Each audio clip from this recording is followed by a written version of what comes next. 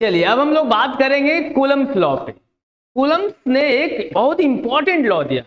उन्होंने ये बताया कि अगर लाइक चार्जेस थे तब दोनों एक दूसरे से रिपेल कर रहे थे, और अनलाइक चार्ज था तो दोनों एक दूसरे से अट्रैक्ट कर रहा। तो उन्होंने कहीं ना कहीं एक्सपेरिमेंट के बाद एक कंक्लूजन तक पहुंचा कि लाइक चार्जेस रिपेल करेंगे, अनलाइक चार्जेस अट्रैक्ट करेंगे। और उन्होंने एक चीज और पाया कि अगर दो चार्ज के बीच की दूरी को अगर घटा दिया गया तब फोर्स क्या हो गया, बढ़ गया। और अगर दो चार्ज के बीच दूरी को घटा दिया गया तब फोर्स बढ़ गया। अगर दो चार्ज के बीच की दूरी को बढ़ा दिया गया तब फोर्स क्या हो गया, घट गया। तो इसका मतलब उन्होंने ये पाया कि दूरी बढ़ने से प्यार और दुश्मनी दोनों क्या होगा, घटेगा, और दूरी कम होने से दुश्मनी और प्यार दोनों बढ़ेगा। ये तो आप जानते ही हो। तो उन्होंने कहीं ना कहीं ये पाया कि अगर दो चार्ज है, Q1 है और Q2 है, दो चार्ज है, ठीक है, दोनों मान लीजिए r डिस्टेंस पे है, ठीक है, दोनों क्या है देखो, तो ये भी पॉजिटिव चार्ज, ये भी पॉजिटिव चार्ज, तब दोनों के बीच क्या होगा, दोनों के बीच दुश्मनी होगी। ये इधर भागेगा किसकी वजह से, चार्ज 2 की वजह से, और चार्ज 2 इधर भागेगा किसकी वजह से, चार्ज 1 की वजह से। तो मैं ये कह सकता हूं कि चार्ज 1 पे आखिर कौन सा फोर्स लगाया, जादू कौन सा किया, तो चार्ज 2। तो मैं ये कह सकता हूं फोर्स ऑन 1 कौन लगाया था, 2। इस पे क्या, इस पे कौन फोर्स लगा रहा, फोर्स ऑन 2 कौन लगा रहा, 1 लगा रहा। क्लियर है। अच्छा, तो इस दोनों के बीच सेम चार्ज होने के कारण एक दूसरे में रिपल्सन आ रहा है। सिमिलरली अगर नेगेटिव चार्ज होता -Q1 और -Q2, दो नेगेटिव चार्ज है, तब भी क्या हो गया, ये चार्ज इधर भागेगा किसकी वजह से, इसकी वजह से, ये चार्ज इधर भागेगा किसकी वजह से, 1 की वजह से। इसका मतलब दोनों के बीच क्या है, दुश्मनी है, दोनों के बीच झगड़ा है, और दोनों r डिस्टेंस पे अगर रखा हुआ है तब उन्होंने ये पाया कि लाइक चार्जेस एक दूसरे को रिपेल कर रहे थे, ठीक है। अच्छा, अब उन्होंने ये देखा कि एक चार्ज हम पॉजिटिव रखते हैं, दूसरा चार्ज हम नेगेटिव चार्ज रखते हैं, ठीक है, और दोनों r डिस्टेंस पर रखते हैं, तब क्या होगा, इस बार अनलाइक चार्जेज हैं तो ये इधर भागेगा, दोनों के बीच में प्यार बढ़ेगा, दोनों के बीच में अट्रैक्टिव फोर्स लगा। चार्ज 1 इधर जा रहा है, चार्ज 2 इधर जा रहा है, दोनों के बीच दूरी घट रही है। कहीं ना कहीं चार्ज 1 पे कौन जादू किया, चार्ज 2। तो मैं ये कह सकता हूं फोर्स ऑन 1 किसकी वजह से, 2 की वजह से। इस पे कौन लगाएगा, फोर्स ऑन 2 किसकी वजह से, 1 की वजह से। तो हम लोग ये कह सकते हैं कि अनलाइक चार्जेज के बीच अट्रैक्शन होने लगा। कूलम्स लॉ ये सारी चीजों को कूलम साहब ऑब्जर्व कर रहे थे, ठीक है। फिर उन्होंने ये पाया कि दोनों के बीच अगर हम दूरी को बढ़ा देते हैं, अगर दोनों के बीच की दूरी को बढ़ा दिया गया तो फोर्स क्या हो गया, घट गया, और दोनों के बीच अगर दूरी को कम कर दिया गया तो फोर्स और भी बढ़ गया। तो अट्रैक्टिव फोर्स हो चाहे रिपल्सिव फोर्स हो, डिस्टेंस के कारण क्या हो गया, डिस्टेंस के कारण वैरी करने लगा। अच्छा, तो उन्होंने ये पाया कि अच्छा हम ऐसा करते हैं, जो पहले चार्ज का मैग्नीट्यूड था अब हम इसको डबल कर दे रहे हैं। तो दोनों चार्ज के मैग्नीट्यूड को अगर उसने डबल कर दिया गया, मतलब Q1 था अब 2Q1 कर दिया, Q2 था ये 2Q2 कर दिया गया, तो चार्ज के मैग्नीट्यूड को डबल करने से फोर्स भी बढ़ गया। दोनों के बीच दूरी सेम रखा, तब उन्होंने ये देखा कि फोर्स क्या हो गया, बढ़ गया।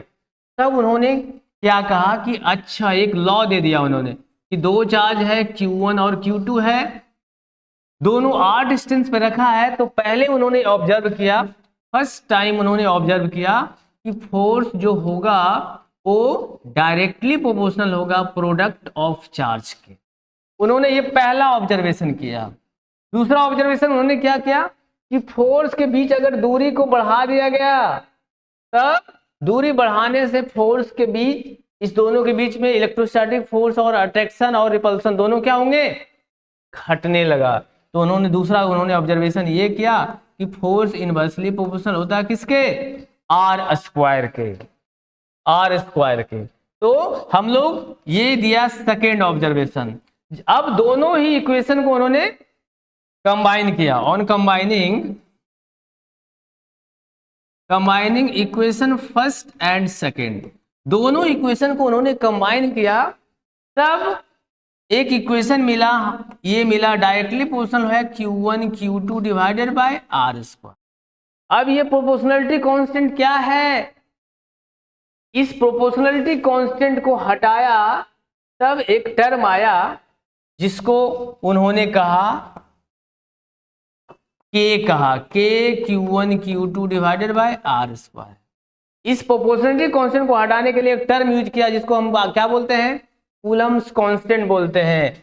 F बराबर K Q1 Q2 divided by R square. ये K क्या है, तो K है K बराबर इसको बोलते हैं कूलम्स कांस्टेंट बोलते हैं, कूलम्स कांस्टेंट। ठीक है, अच्छा तो ये तो क्लियर हो गया।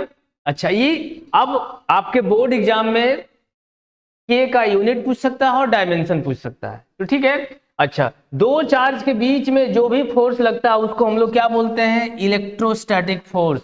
तो इस ये जो फोर्स मिला, कॉम्बिनेशन ऑफ फोर्स, इसको हम लोग क्या बोलते हैं, इलेक्ट्रोस्टैटिक फोर्स। तो इलेक्ट्रोस्टैटिक फोर्स जो है इसका यूनिट तो होगा न्यूटन, इलेक्ट्रोस्टैटिक फोर्स का यूनिट न्यूटन होगा, लेकिन इसका अगर यूनिट पूछेगा, कूलम्स कांस्टेंट का यूनिट बताइए और डायमेंशन बताइए दोनों, तो यूनिट हम लोग लिख सकते हैं, यहां से क्या लिख सकते हो, K बराबर हम लोग लिख सकते हैं F into R square, F E into R square.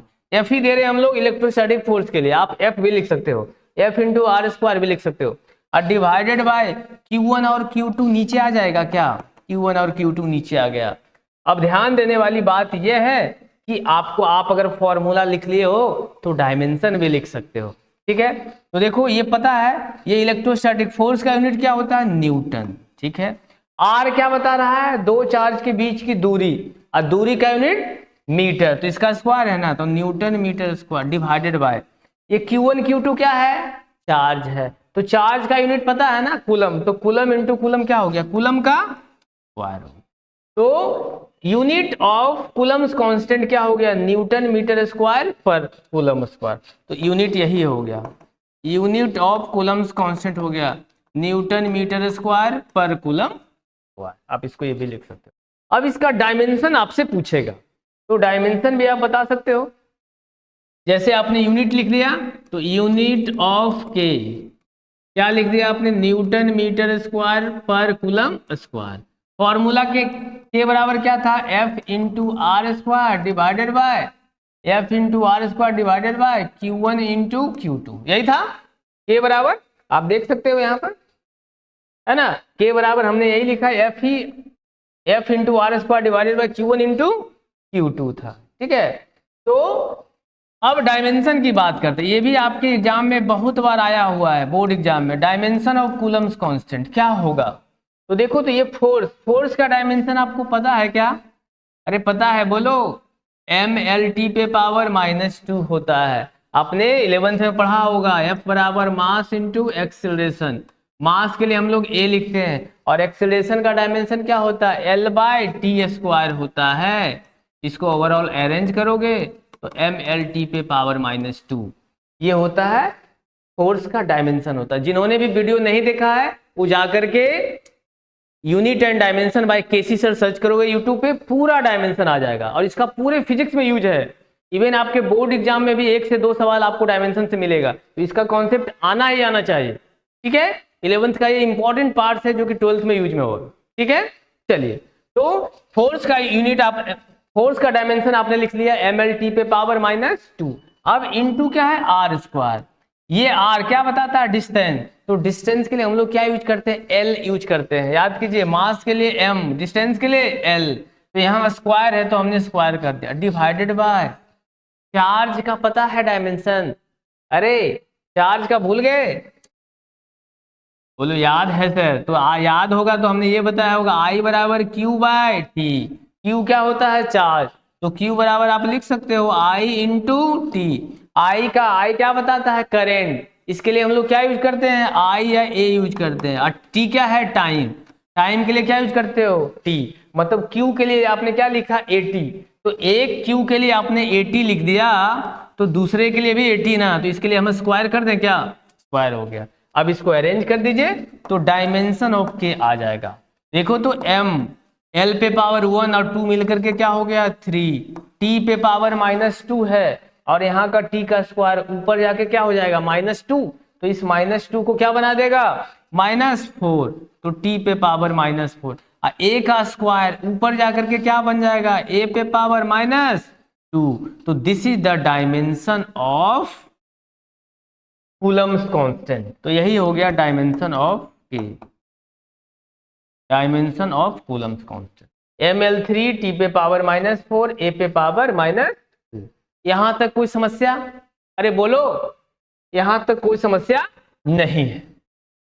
तो आपने यहां तक देख लिया कि K बराबर क्या होता है, K का वैल्यू आपने देख लिया, ठीक है। अच्छा, K का जो वैल्यू होता है, न्यूमेरिकल वैल्यू जो होता है, K का वैल्यू होता है 9 × 10⁹, 9 × 10⁹ होता है और यूनिट इसका पता ही है न्यूटन मीटर स्क्वायर पर कूलम स्क्वायर। ये वैल्यू हो गया। अब ये वैल्यू आया कहां से, तो इसके पीछे एक स्टोरी है, ये भी आपको जानना जरूरी है। तो अभी जस्ट आपने ये जो फॉर्मूला लिखा था Q1 और Q2 दोनों के बीच r डिस्टेंस पे दोनों चार्ज रखा हुआ है, तो इलेक्ट्रोस्टैटिक फोर्स का फॉर्मूला आया कितना, Q1 Q2 divided by r square. अब इस इलेक्ट्रोस्टैटिक फोर्स के फॉर्मूला को हम दूसरे तरीके से भी लिख सकते हैं। ये जितनी भी बातें हमने की, ये एयर के लिए बात की थी मैंने। अगर दो चार्ज को हम एयर में रखेंगे तब ये K का वैल्यू है।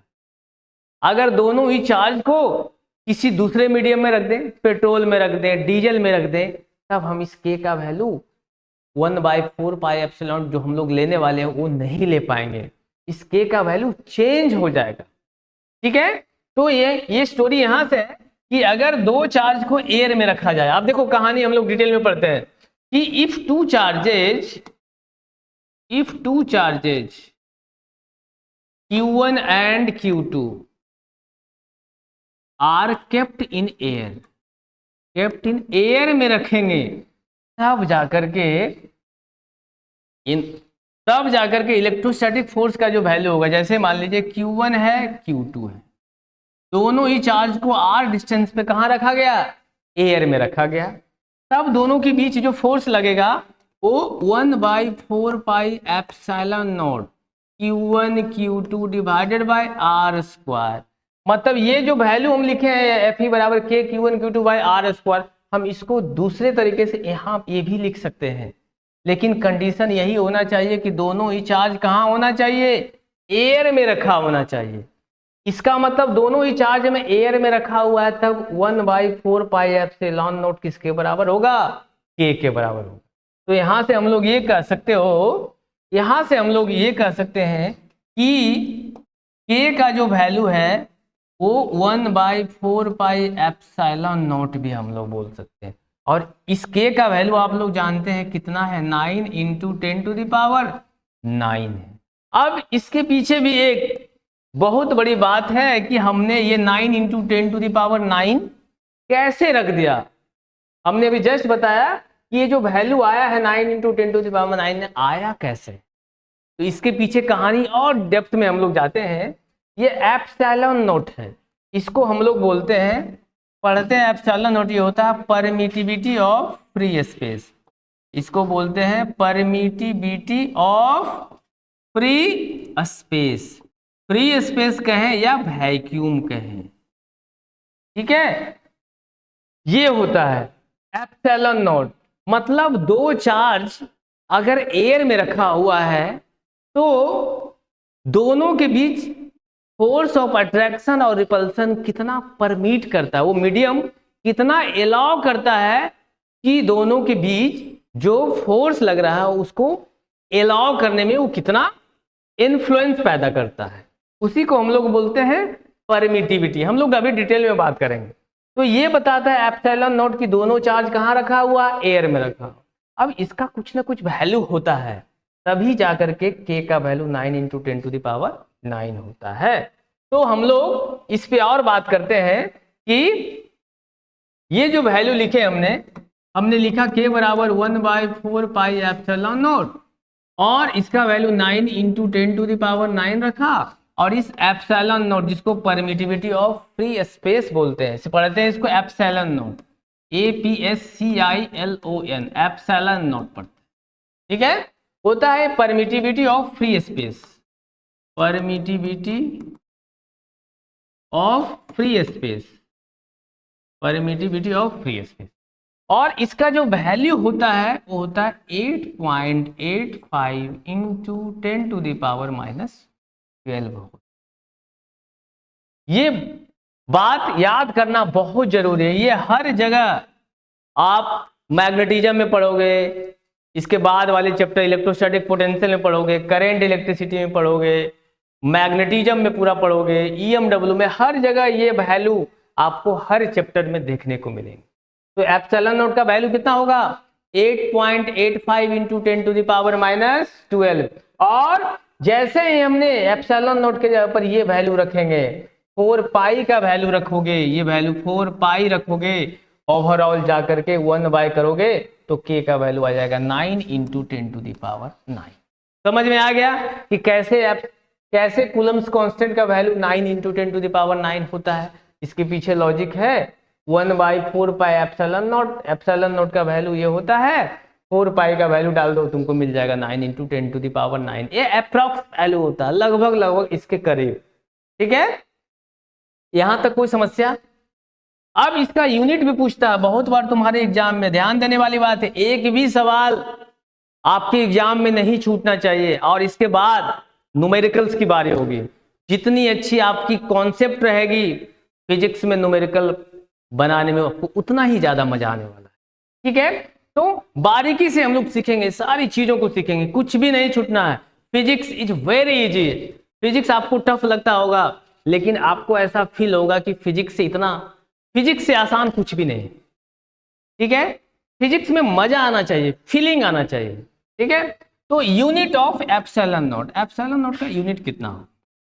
तो आपने जस्ट देखा कि के का यूनिट क्या था, के का यूनिट आपने देखा, यूनिट ऑफ के क्या था, न्यूटन मीटर स्क्वायर पर कूलम स्क्वायर, ये था ना।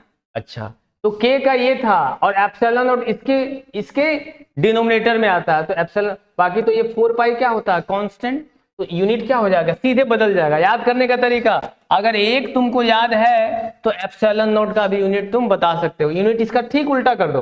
देखो तो न्यूटन क्या है, तो न्यूटन डिनोमिनेटर में आ जाएगा, n पे पावर -1। मीटर स्क्वायर इस पे क्या आ जाएगा, m पे पावर -2। और ये कूलम स्क्वायर है ना, ये सीधे ऊपर चला जाएगा, तो c का square. This is the unit of epsilon. यहां तक कोई समस्या?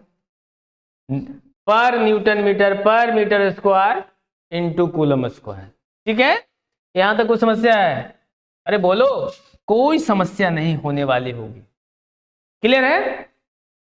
चलो अब हम लोग कुछ क्वेश्चन देखते हैं इस पे, ठीक है। चलो आगे बढ़े क्या? इसका मतलब अभी तक आपने ये सीखा कि अगर दो चार्ज को एयर में रखेंगे तब दोनों के बीच इलेक्ट्रोस्टैटिक फोर्स ऑफ अट्रैक्शन या रिपल्सन कितना होगा, 1/4 pi epsilon naught Q1 Q2 by R square. ये आपने देखा अभी तक कि दो चार्ज को अगर एयर में रखेंगे तो दोनों के बीच में फोर्स ऑफ अट्रैक्शन कितना होगा कि K Q1 Q2 by R square.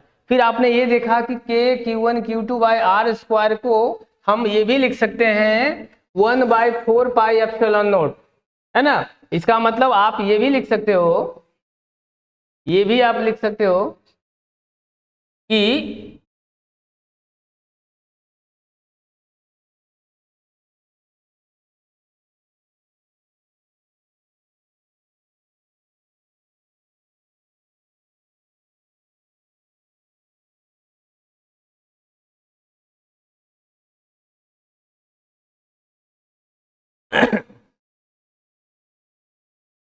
Clear है। इसका मतलब आप इलेक्ट्रोस्टैटिक फोर्स ऑफ अट्रैक्शन को आप इस तरीके से भी लिख सकते हैं, एक तो ये लिख दिए 1/4 pi epsilon naught Q1 Q2 divided by R square, एक पहला हम लोग इस तरीके से लिख सकते हैं।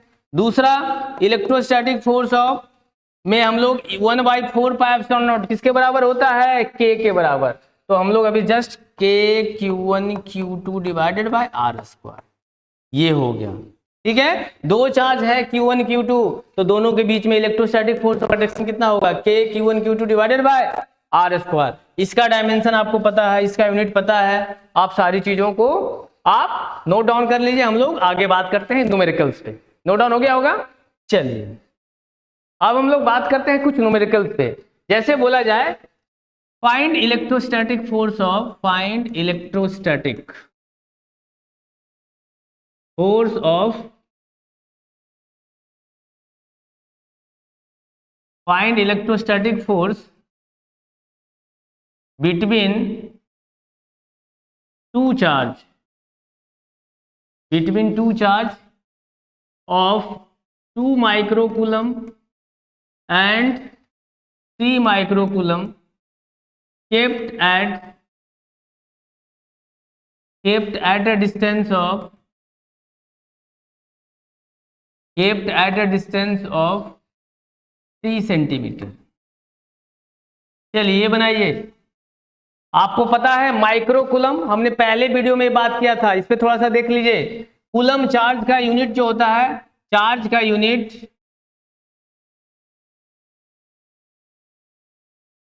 चार्ज का यूनिट जो होता है वो होता है कूलम, शॉर्ट में हम लोग C से डिनोट करते हैं। माइक्रो कूलम, माइक्रो होता है 1 × 10⁻⁶। माइक्रो को क्या करोगे, स्टैंडर्ड यूनिट में कन्वर्ट करोगे, कूलम मिली रहेगा MC। 1 मिली कूलम को कूलम में कन्वर्ट करना है 10⁻³ 1 नैनो कूलम रहेगा तो क्या करोगे 1 × 10⁻⁹ कूलम। 1 पिको कूलम रहेगा तो 1 × 10⁻12 कूलम। 1 फर्मी कूलम रहेगा तो क्या करोगे 10⁻15 कूलम रहेगा।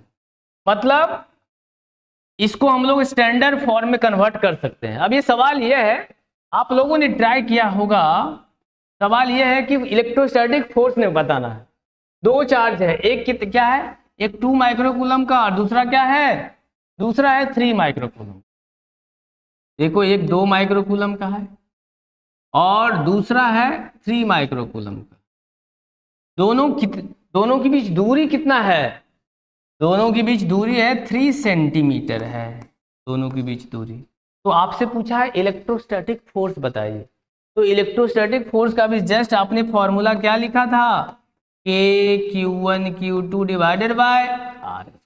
अच्छा दोनों कहाँ रखा हुआ है, दोनों में नहीं डिस्कस किया है, मतलब एयर में रखा हुआ है। इसमें दे सकता था क्वेश्चन में kept in air, kept in air, ठीक है, at a distance of 3 centimetre. तो एयर में रखा हुआ तो हम लोग ये वाला यूज करोगे। तो देखो तो K का वैल्यू पता है कितना होता है 9 × 10⁹। पहला चार्ज इसके ये कितना है 2 माइक्रोकूलम, इसको क्या करोगे कूलम में कन्वर्ट करोगे ना, तो 2 × 10⁻⁶। दूसरा क्या है 3 माइक्रोकूलम है, इसको तुम क्या करोगे 3 × 10⁻�6 में करना, और डिवाइडेड बाय दूरी क्या होना चाहिए, मीटर में होना चाहिए। अभी जस्ट यूनिट देखा था न्यूटन मीटर स्क्वायर पर कूलम स्क्वायर, आपने ये देखा था ना। इसका मतलब ये दूरियां जो है ये सेंटीमीटर की बजाय मीटर में होनी चाहिए। तो 3 सेंटीमीटर, इसको हम लोग क्या लिख सकते हो 3 × 10⁻⁻2 लिख देंगे। अब ये क्या हो गया मीटर में कन्वर्ट करो, R का वैल्यू हो गया ये, अब इसका स्क्वायर करना है तो इसका स्क्वायर कर दीजिए और अब इसको सोल्व कर दीजिए, बस हो गया खत्म। एक बार बस कॉन्सेप्ट क्लियर होना चाहिए, सारा खत्म। अब देखो तो ये 3 का स्क्वायर क्या हो गया 9, 9 यहाँ खत्म हो गया। 10 पे पावर -2 तो इसका स्क्वायर करोगे तो 10 पे पावर -4, तो -4 ऊपर जाके क्या हो गया +4 हो गया। तो ओवरऑल वैल्यू देखो तो कितना हो गया +4 हो गया, 10⁻4 हो गया ऊपर में। तो 2 × 3 कितना हो गया 6, 6 × 10⁻9 और एक वो 10 पे पावर -6, 10 पे पावर -6 कितना हो गया 10 पे पावर -12 है ना, -12। और ये था 10 पे पावर -2 का स्क्वायर, ऊपर जाके क्या हो गया 10 पे पावर 4। इसको बस सोल्व कर दीजिए, क्या हो गया देखो तो 9 और 4 13, 13 - 12 कितना हो गया 1, मतलब 10 पे पावर 1, 6 × 10 पे पावर 1, 6 × 10⁻⁻1 मतलब कितना हो गया 60 न्यूटन। मतलब दो चार्ज 2 माइक्रोकूलम 3 माइक्रोकूलम दोनों एयर में रखा हुआ है, 3 सेंटीमीटर के बीच की दूरी, तो दोनों के बीच में फोर्स कितना लग गया 60 न्यूटन। अब इसी में तुमसे एक और सवाल पूछ सकता था, find the nature of electrostatic force. Nature मतलब दुश्मनी है या प्यार है। तो दोनों देखो, तो ये भी पॉजिटिव चार्ज, ये भी पॉजिटिव, तो दोनों के बीच में नेचर कैसा है? Electrostatic force of repulsion. ये आपके एनसीईआरटी बुक में भी इस तरह के सवाल दिए हुए हैं। पहले एनसीईआरटी बनाना है, फिर एससी वर्मा बनाना है, असाइनमेंट सारा दिया हुआ है। जो भी सवाल मिले बस कॉन्सेप्ट क्लियर होना चाहिए। किसी भी बुक से बनाओ, किसी भी मटेरियल से बनाओ, सारे सवाल आपसे बनने चाहिए, ठीक है, और बनेगा भी। यहां तक कोई दिक्कत? अरे बोलो नो। आगे बढ़े क्या? अब हम लोग बात करेंगे थोड़ा सा परमिटिविटी पे। परमिटिविटी क्या है? परमिटिविटी ऑफ फ्री स्पेस, बहुत बार ये यूज में आ रहा था टर्म। परमिटिविटी मतलब अलाउ करना। जैसे आप लोगों ने मूवी देखा होगा, है ना, DDLJ, दिलवाले दुल्हनिया ले जाएंगे। उसमें क्या था? जा सिमरन जा जी ले अपनी जिंदगी, है ना। अमरीश पुरी, शाहरुख खान, और तो अमरीश पुरी कितना अलाउ कर रहा है, that is the permittivity. Permittivity means how strongly the charge can influence in the medium. मतलब मीडियम में कितना इन्फ्लुएंस कर सकता है, कितना, हाउ स्ट्रांगली, क्या प्रभाव उसका होगा, दैट इज द परमिटिविटी। ठीक है, अट्रैक्टिव फोर्स, रिपल्सिव फोर्स में वो मीडियम में कितना वो इन्फ्लुएंस कर सकता है, दैट इज द परमिटिविटी, है ना। जैसे तुम्हारे फादर हैं, है ना, जैसे ही घर में आए तुम लोग पढ़ाई करना शुरू कर दिए, ठीक है, मतलब उनका अपना एक इन्फ्लुएंस है, यानी कि उनका अपना एक फील्ड है। लेकिन किसी दूसरे के घर में चले जाएंगे तो क्या उनका अपना कोई इन्फ्लुएंस रहेगा? उतना नहीं रहेगा। तो that is the permittivity, that is the permittivity. अब बात इसी में आती है परमिटिविटी ऑफ फ्री स्पेस। हमने बात किया है एप्सिलॉन नॉट, इसका डेफिनेशन आप लिख लीजिए जरूर। It is a physical constant, होता है कांस्टेंट वैल्यू होता है, बिल्कुल। It is a physical constant that reflects the ability of electrical fields to pass through the classical vacuum और मतलब एयर में कितना कितना परमिट करता है ना, ability of electrical field to pass through the classical vacuum. मतलब वैक्यूम और एयर में कितना वो परमिट कर सकता है, कितना उसका एबिलिटी है ना, that is the permittivity of free space. और ऐसा यूनिट जो होता है परमिटिविटी ऑफ फ्री स्पेस का, ये कूलम स्क्वायर पर न्यूटन पर मीटर स्क्वायर, हम पहले ही बता चुके। इतना तक कोई दिक्कत? आगे बढ़े क्या? चलिए हम लोग आगे बढ़ते हैं। तो अभी तक आपने ये देखा कि अगर दो चार्ज को अगर हम एयर में रखेंगे, दो चार्ज को अगर एयर में रखा गया, r डिस्टेंस पे रखा गया, तब दोनों के बीच में जो इलेक्ट्रोस्टैटिक फोर्स होगा वो होगा 1/4 pi epsilon naught Q1 Q2 divided by r square हुआ। ये आपने देखा। अच्छा, 1/4 पाई एप्सिलॉन नॉट को हम लोग क्या बोलते हैं? परमिटिविटी ऑफ फ्री स्पेस या वैक्यूम। मतलब दोनों चार्ज को कहां रखा गया था? एयर में रखा गया था। और अगर हम इसको किसी दूसरे मीडियम में रखेंगे तब ये एप्सिलॉन नॉट के जगह पर हम लोग एप्सिलॉन यूज करेंगे। तो हम लोग अगर इस दोनों चार्ज को किसी दूसरे मीडियम में रखते हैं तब हम लोग यूज करोगे 1/4 एप्सिलॉन यूज करेंगे, हो जाएगा Q1 Q2 divided by r square. अगर दोनों ही चार्ज को अदर मीडियम में रखते हैं तब इसका मतलब इस एप्सिलॉन नॉट को हम लोग, इस एप्सिलॉन को बोलते हैं हम लोग परमिटिविटी बोलते हैं, और इसको हम लोग क्या बोलते हैं? एप्सिलॉन नॉट, मतलब परमिटिविटी ऑफ फ्री स्पेस। तो इसके बारे में हम लोगों ने बहुत बात किया है। अब ध्यान देने वाली बात है, अच्छा ये किसके वजह पर आया है? 1/4 पाई एप्सिलॉन नॉट आया है k के वजह से। मतलब Fe बराबर आया k Q1 Q2 divided by r square. मतलब हम लोग ये कह सकते हो k के जगह पर जो वैल्यू हो गया क्या आ गया? 1/4 पाई एप्सिलॉन नॉट। अब ध्यान देने वाली बात यह है कि इसका वैल्यू भी आपको पता है क्या है? 9 × 10⁹ है। अच्छा, एप्सिलॉन नॉट का वैल्यू आपको पता है क्या? 8.85 × 10⁻⁻12, ये भी आपको पता है। और इसका वैल्यू 9 × 10⁹, ये भी आपको पता होगा। अब ध्यान देने वाली बात यह है कि ये जो इलेक्ट्रोस्टैटिक फोर्स है ये मैक्सिमम है। जब दो चार्ज को तुम एयर में रखोगे तब जो इलेक्ट्रोस्टैटिक फोर्स होगा आइदर रिपल्सिव होगा या अट्रैक्टिव होगा। यहाँ पर देखो तो इस दोनों में क्या है, रिपल्सिव फोर्स, ये इधर भागेगा, ये इधर भागेगा। इस पे हम लोग बोलेंगे force on one due to charge 2, और इस पे क्या बोलोगे, force on 2 due to charge 1, F21 और F12, और दोनों का वैल्यू क्या होगा, बराबर होगा। जितना फोर्स ये लगाएगा उतना ही फोर्स ये इस पे लगाएगा, मतलब F12 F21 के बराबर होगा। इसका मतलब हम लोग ये कह सकते हैं कि एप्सिलॉन नोट का वैल्यू जब सबसे कम होता है, एप्सिलॉन नोट का वैल्यू सबसे कम होता है, तभी तो इलेक्ट्रोस्टैटिक फोर्स मैक्सिमम होता है। मतलब हम लोग ये कह सकते हो एप्सिलॉन नोट का वैल्यू मिनिमम होता है, तब इलेक्ट्रोस्टैटिक फोर्स क्या होगा, मैक्सिमम होता है।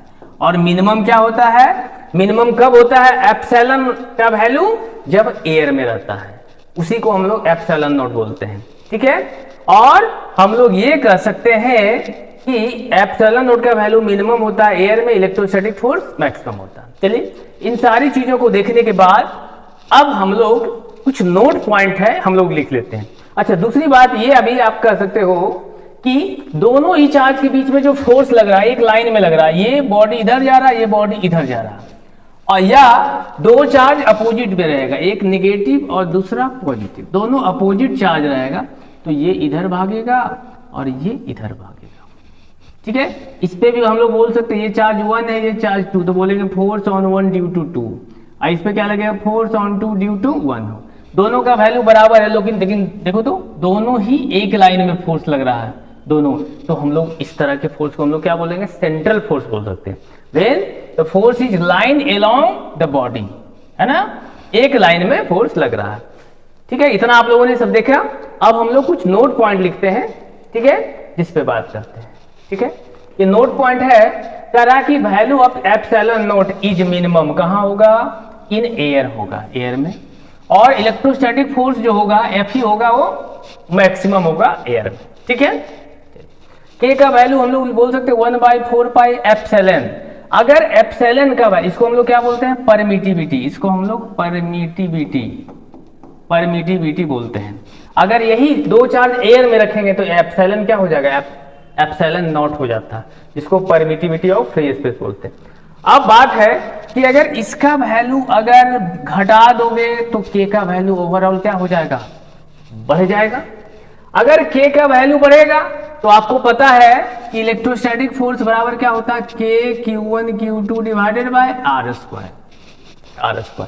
अगर चार्ज का वैल्यू अगर बढ़ गया, ध्यान देने वाली बात है, अगर K का वैल्यू बढ़ गया तो इलेक्ट्रोस्टैटिक फोर्स का वैल्यू बढ़ जाएगा, क्योंकि हम लोग कह सकते हैं इलेक्ट्रोस्टैटिक फोर्स यहाँ डायरेक्टली प्रोपोर्शनल होगा किसके, K का।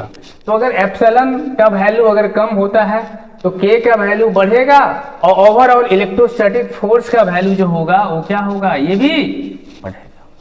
यहां तक कोई समस्या? चलो और आगे हम लोग बात करते हैं, force acts along line joining the two charges, that is by, इस फोर्स को हम लोग कहते हैं क्या, सेंट्रल फोर्स बोलते हैं। देखो अभी हम लोगों ने बात किया था कि दो चार्ज के बीच में आइदर अट्रैक्टिव या रिपल्सिव, अट्रैक्टिव फोर्स या रिपल्सिव फोर्स एक लाइन में लगता है, इसी को हम लोग सेंट्रल फोर्स बोलते हैं, ठीक है। चलो, और कूलम्स लॉ जो होता है valid only for point charges, और पॉइंट चार्ज होना चाहिए और साथ ही साथ रुका होना चाहिए, स्टेशनरी होना चाहिए, ठीक है। तो इसके लिए कूलम्स लॉ वैलिड होता है। दो चार्ज है Q1 और Q2, दोनों क्या है, रुका हुआ है, दोनों r डिस्टेंस पे है, तब होगा K Q1 Q2 by R square, ठीक है। अच्छा, हम यहां से हम लोग ये भी कह सकते हो कि K Q1 Q2 by R square है, मतलब electrostatic force inversely proportional to R square है। यहां से हम लोग ये भी बोल सकते हो F ही जो है इनवर्सली प्रोपोर्शनल है R स्क्वायर, मतलब electrostatic force inverse square law को क्या करता है, वो फॉलो करता है। Electrostatic force follows inverse square law को फॉलो करता है। इलेक्ट्रोस्टैटिक फोर्स जो है कंजर्वेटिव फोर्स कहते हैं। क्यों ऐसा कहते हैं, क्योंकि इलेक्ट्रोस्टैटिक फोर्स जो होता है वो पाथ डिपेंडेंट नहीं होता है, पाथ पे डिपेंड नहीं करता है, और work is not path dependent, उस तरीके के वर्क डन को हम लोग क्या बोलते हैं, work done by conservative force बोलते हैं। तो इलेक्ट्रोस्टैटिक फोर्स जो होता है वो कंजर्वेटिव फोर्स होता है, because work is not path dependent, ठीक है। इस पे हम लोग और आगे बात करेंगे, ठीक है। आगे बढ़ते हैं। Electrostatic and law of gravitation की में कुछ कंपैरिजन की बात करते हैं। आप लोगों ने पढ़ा होगा ग्रेविटेशनल फोर्स क्लास 11th में, तो उसमें लॉ ऑफ ग्रेविटेशन आया था। लॉ ऑफ ग्रेविटेशन में आप लोगों ने देखा था क्या होता है कि दो मास के बीच में, दो मास m1 और m2 दोनों अगर r डिस्टेंस पे रहता है तब ग्रेविटेशनल फोर्स का जो वैल्यू होता है Fg बराबर होता है Gm1m2 divided by r square होता है। क्लियर है? और यहां पर आप पढ़ोगे इलेक्ट्रोस्टैटिक में हम दो चार्ज के बारे में पढ़ेंगे, Q1 और Q2, दोनों r डिस्टेंस पे है, दोनों r डिस्टेंस पे है, तब इलेक्ट्रोस्टैटिक फोर्स होगा Fe बराबर K Q1 divided by r square.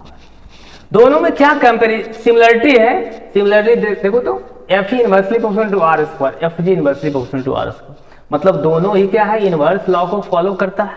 ठीक है, अच्छा, both follows inverse square law and both acts along line joining the center of the ball। यहां भी जो है क्या है, दोनों के बीच हमेशा अट्रैक्टिव फोर्स लगेगा। ग्रेविटेशनल फोर्स जो होता है ऑलवेज अट्रैक्टिव होता है, लेकिन इलेक्ट्रोस्टैटिक फोर्स रिपल्सिव भी हो सकता है और अट्रैक्टिव भी हो सकता है, लेकिन दोनों ही एक ही लाइन में एक्ट करता है, मतलब दोनों ही हम लोग बोल सकते हैं दोनों को सेंट्रल फोर्स होता है। ठीक है, चलिए, तो ये है कि दोनों ही act along line joining centre of bodies. Difference क्या है? जी जो है यूनिवर्सल कांस्टेंट है इन ग्रेविटेशनल कांस्टेंट। यहां देखो जी क्या है, जी को हम लोग बोलते हैं यूनिवर्सल ग्रेविटेशनल कांस्टेंट बोलते हैं। And gravitational force is attractive only, gravitational force जो होता है अट्रैक्टिव होता है नेचर। ठीक है, electrostatic force can be attractive as well as repulsive and K depends only on the medium. ये आपने देखा कि अगर दो चार्ज को हम एयर में रखेंगे तब तो K Q1 Q2 by r square है, अगर हम किसी दूसरे मीडियम में रखेंगे तब इलेक्ट्रोस्टैटिक फोर्स क्या होगा, घटने लगेगा। ठीक है, दूसरे मीडियम में रखेंगे, कोई भी दो चार्ज को अगर एयर में रखोगे तो मैक्सिमम इलेक्ट्रोस्टैटिक फोर्स होगा, इससे ज्यादा इलेक्ट्रोस्टैटिक फोर्स आपको कहीं भी देखने को नहीं मिलेगा। लेकिन एयर के अलावे आपने दो चार्ज को किसी दूसरे मीडियम में रख दिया, केरोसिन में रख दिया, वाटर में रख दिया, डीजल में रख दिया, तब इलेक्ट्रोस्टैटिक फोर्स घटेगा। वो डिपेंड करेगा, मीडियम पर डिपेंड करेगा। यही है रेशियो ऑफ इलेक्ट्रोस्टैटिक फोर्स जो होगा और ग्रेविटेशनल फोर्स का होगा। जब दोनों का वैल्यू कैलकुलेट करोगे तो अप्रॉक्स 10 टू द पावर 42 के आसपास होगा। ये क्वेश्चन आपको एनसीईआरटी बुक में भी दिया हुआ रहेगा। रेशियो निकालोगे इलेक्ट्रोस्टैटिक फोर्स का value K Q1 Q2 by r square, यहाँ G M1 M2 by r square. ठीक है, और यहां पर मास की बात है तो मास ऑफ इलेक्ट्रॉन पुट करोगे यहां पर मास ऑफ, ठीक है, और यहां पर M1 M2 जगह पर वैल्यू रख दोगे और डिस्टेंस रख दोगे। ठीक है, तो ओवरऑल आ जाएगा आपको वैल्यू 10 टू द पावर 42 आ जाएगा। ठीक है, तो इलेक्ट्रोस्टैटिक फोर्स और ग्रेविटेशनल फोर्स का रेशियो होगा 10 टू द पावर 42 के अप्रॉक्स होगा। हो गया, नोट डाउन कर लिए होंगे। आगे बढ़े क्या? चलिए आगे बढ़ते हैं रिलेटिव परमिटिविटी। तो जैसा कि आपने अभी देखा कि if to charge kept in air, जब एयर में रख रहे थे तब दो चार्ज अगर एयर में रखा जा रहा था, एयर में r डिस्टेंस पे, तब आ गया था इलेक्ट्रोस्टैटिक फोर्स आ रहा था क्या, K Q1 Q2 by r square. इसको हम लोग क्या लिख सकते हैं, इलेक्ट्रोस्टैटिक फोर्स बराबर 1/4 pi epsilon naught Q1 Q2 divided by r square. ये कब है, एयर में, इसको फर्स्ट मान लेते हैं। ठीक है, अब ऐसा करते हैं दोनों ही चार्ज को एयर में ना रख करके किसी दूसरे मीडियम में रखते हैं। ठीक है, ऐसा करते हैं if two charge Q1 and Q2 are kept in other medium, दूसरे मीडियम में रखा जाता है। जैसे अगर हम बोलेंगे एक चार्ज Q1 है, दूसरा चार्ज Q2 है, दोनों अगर r डिस्टेंस पे रखते हैं, तो एयर में ना कर रखे किसी दूसरे मीडियम में रखते हैं, तब हम लोग ये एप्सिलॉन नॉट के जगह पर क्या लिखोगे, एप्सिलॉन लिखो। तब क्या होगा, इलेक्ट्रोस्टैटिक फोर्स होगा 1/4 पाई एप्सिलॉन होगा Q1 Q2 divided by r square हो जाएगा। ठीक है, इसको हम लोग सेकेंड मान लेते हैं। ठीक है, अब ऐसा करें हम कि फर्स्ट में से सेकेंड को डिवाइड कर देते हैं। On dividing first by second, first को सेकेंड से डिवाइड कर दो। ठीक है, तो जैसे ही ये जो ध्यान देने वाली बात, किसी मीडियम में करेंगे तो इलेक्ट्रोस्टैटिक फोर्स हम लोग Fm कर देते हैं, मतलब इलेक्ट्रोस्टैटिक फोर्स इन मीडियम हो जाए। ठीक है, अब फर्स्ट को सेकेंड से डिवाइड करोगे तो क्या होगा, Fe बाय Fm हो गया, Fe बाय Fm। अब जैसे फर्स्ट को सेकेंड से डिवाइड करोगे 1/4 पाई 1/4 पाई कैप्सल Q1 Q2 by R square Q1 Q2 by R square, सारा क्या हो जाएगा, कैंसिल हो जाएगा। तो क्या बचेगा, जैसे Fe बाय Fm करोगे तो इधर क्या बचाएगा, देखो तो इधर बचेगा 1/4, ये भी इधर बचेगा 1/ε0, और यहाँ नीचे क्या बचेगा 1/ε बचेगा। तो एप्सिलॉन ऊपर चला जाएगा तो ओवरऑल क्या हो जाएगा, एप्सिलॉन डिवाइडेड बाय ε0 हो गया। ध्यान देने वाली बात है। और यही Fe by Fm, ratio of electrostatic force and the ratio of electrostatic force in medium को ही हम लोग बोलते हैं रिलेटिव परमिटिविटी। अब यहाँ आ जाइए, ध्यान देने वाली बात है, Fe बाय Fm है ना, ये हम लोग ऐसा करें, Fe जो आया ये तो एयर में आया था ना, तो इसको हम लोग थोड़ी देर के लिए एयर लिख लेते हैं, है ना, एयर, फोर्स इन एयर, और ये फोर्स इन मीडियम को ही हम लोग बोलते हैं, इसी के रेशियो को हम लोग बोलते हैं ER, जिसको बोलते हैं रिलेटिव परमिटिविटी। और इसका वैल्यू क्या आया, अभी जस्ट आया क्या, E बाय E0। अच्छा, ये जो E आया है इसको हम लोग EM बोल सकते हैं क्या, परमिटिविटी इन मीडियम, इसको हम लोग EM लिख दो, परमिटिविटी इन मीडियम। ठीक है, ताकि पता हो जाए। तो force in air upon force in medium हो जाएगा relative permittivity in medium divided by permittivity in free space, ये हो गया। अब इसका मतलब इसको आपने ये लिख दिया रिलेटिव परमिटिविटी, तो ER बराबर देखिए तो क्या हो गया, E, ये क्या M हो गया, permittivity in medium divided by permittivity in free space. तो रिलेटिव परमिटिविटी कहीं ना कहीं रेशियो बताता है कि परमिटिविटी मीडियम में कितना है divided by permittivity in free space हो गया। तो यहां से तुम ये भी लिख सकते हो, परमिटिविटी किसी मीडियम का जानना है तो हम लोग ऐसे लिख सकते हो, relative permittivity into epsilon not, relative permittivity into epsilon not. इसका मतलब यहां से ध्यान देने वाली बात है, रिलेटिव परमिटिविटी सबको समझने में दिक्कत होता है, पूरा अच्छे से समझना है कि किसी मीडियम का परमिटिविटी बताना है तो ये रिलेटिव परमिटिविटी बताता है कि एयर के परमिटिविटी से कितना गुना है। ठीक है, वो होता है परमिटिविटी ऑफ मीडियम, मतलब ER ये कितना गुना है एयर के परमिटिविटी से, वही होगा मीडियम की परमिटिविटी होगा।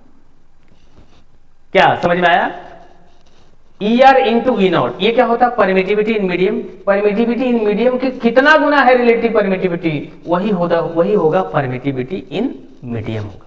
तो यहां से तुम क्या कर सकते हो कि एयर के परमिटिविटी से मीडियम की परमिटिविटी हमेशा क्या होगा, ज्यादा होगा। यहां से तुम ये बोल सकते हो permittivity medium always greater than permittivity of free space. ध्यान देने वाली बात है, और यही एयर के रेस्पेक्ट में ER का वैल्यू 1 हो जाता है। Relative permittivity in case of air हो जाता है 1, तो EM E0 के बराबर हो जाता है। तो यही हम लोग लिख देते हैं, इस जो EM है इसके जगह पर E0 लिख देते हैं, तब ये मीडियम में ना लगा करके एयर में हो जाता है। क्या समझ में आया। अब जब भी आएगा रिलेटिव परमिटिविटी तो क्या बोलोगे, it is the ratio of permittivity of medium to the ratio of permittivity of free space. कोई दिक्कत, आगे बढ़े, अब कुछ नोट पॉइंट लिख लेते हैं। ठीक है, चलो, तो रिलेटिव परमिटिविटी क्या होता है, लिखिए, it is the ratio of permittivity of medium to the ratio of permittivity of free space. ठीक है, और हम लोग ये बोल सकते हो, अभी जस्ट आपने ये देखा है कि ER बराबर हो गया, ER बराबर हो गया EM बटे E0, EM, और ER जो है, EM जो होगा permittivity of medium always greater than permittivity of free space. ठीक है, कुछ क्वेश्चन देखते हैं, सब आप डिटेल में समझोगे। ठीक है, ये हो गया कि जैसे आपसे बोला जाए, क्वेश्चन है कि इफ रिलेटिव परमिटिविटी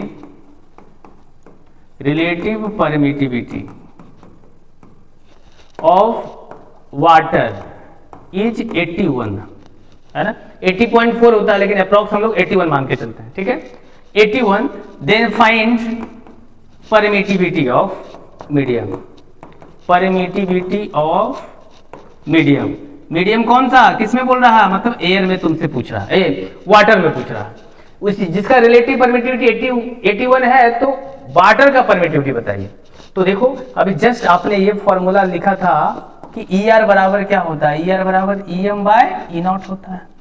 तो यहां से हम लोग ये लिख सकते हो परमिटिविटी, ई एम के जगह पर क्या है, वाटर है, ई आर बराबर लिख सकते हो permittivity of water divided by permittivity of free space. तो परमिटिविटी ऑफ वाटर जानना है ना, तो परमिटिविटी ऑफ वाटर जानना है तो हम लोग लिख सकते हो E R into E not, E R into E not. अब ई आर का वैल्यू दिया हुआ कितना, इसी को बोलते हैं रिलेटिव परमिटिविटी। ई आर का वैल्यू दिया हुआ 81, तो 81 इंटू एप्सिलॉन, मतलब वाटर का जो परमिटिविटी है वो एयर से कितना गुना है, 81 times. This is the concept of permittivity, मतलब एयर के परमिटिविटी से 81 गुना है वाटर की परमिटिविटी। क्या समझ में आया, कोई दिक्कत, अरे बोलो। जैसे आपसे बोला जाए कि इफ रिलेटिव परमिटिविटी